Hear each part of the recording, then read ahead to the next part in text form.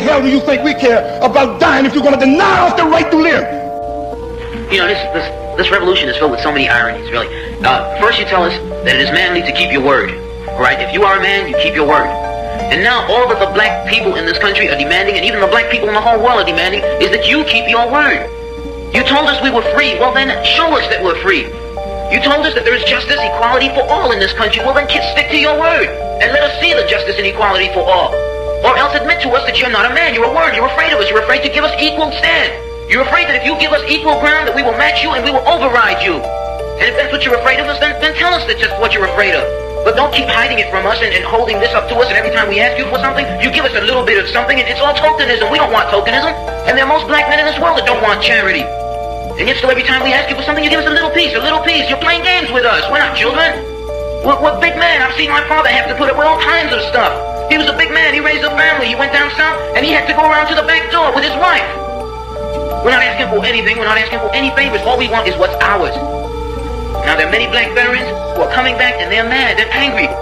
Do you think that they're going to sit down through this? Our fathers didn't have the knowledge that we had. They sat through it. But there are other black youth that are not going to sit through it. We know about Che. We know about Fanon. We've read the books of our revolution. We've listened to Mao and his quotations. We know where we stand. We're not going to sit for it. We're asking, and if we ask and we don't get, we're prepared to stand up and take it. If I ask a man, I tell a man I am hungry. I tell him I am cold.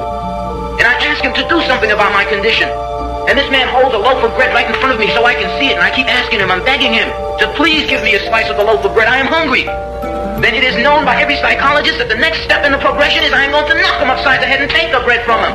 I'm not going to starve to death. All we're asking, no one wants to see blood. No one likes the smell of blood. No one wants war. Anyone who's been in war doesn't want war. Everyone knows what it is to see the inside of a man's gut hanging out and see your friends die, see relatives die. No one wants to regress back to the state of mind where you have to think it's all for the cause, therefore my mother has to die, my wife has to die, my brothers and sisters have to die. No one wants that. But you're pushing us to it.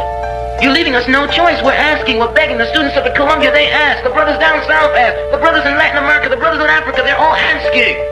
All they're doing is asking. Our fathers asked. Our grandfathers asked. The presidents of our universities, our colleges had to go to your back doors to beg that their children be given just enough money so that they could be taught something to live off. And yet still, they asked and asked and asked, and you refused to give them anything. Now, we're just about out of patience. We're not going to ask anymore. The news media says that it's only the young that are militant, only the young that want this and want that. Okay, but we're 40% of the black population now. Or we were a year ago, and still yet we're climbing. Before long, we'll be 50%, 55%, then we'll have the command. We're not going to take it. We're not going to take sitting in rotten parks and in places that just aren't fit for living. We're not going to take it. There's a limit to a man's patience, and everyone knows that God, Christ, heaven, everyone knows that what we're asking is not $1 million. What we're asking for is humanity. We're asking to be allowed to live like human beings. And God, you tell us that this is too much to ask. You're sick. You're definitely sick. How can you tell me that it's too much to ask to be a human being?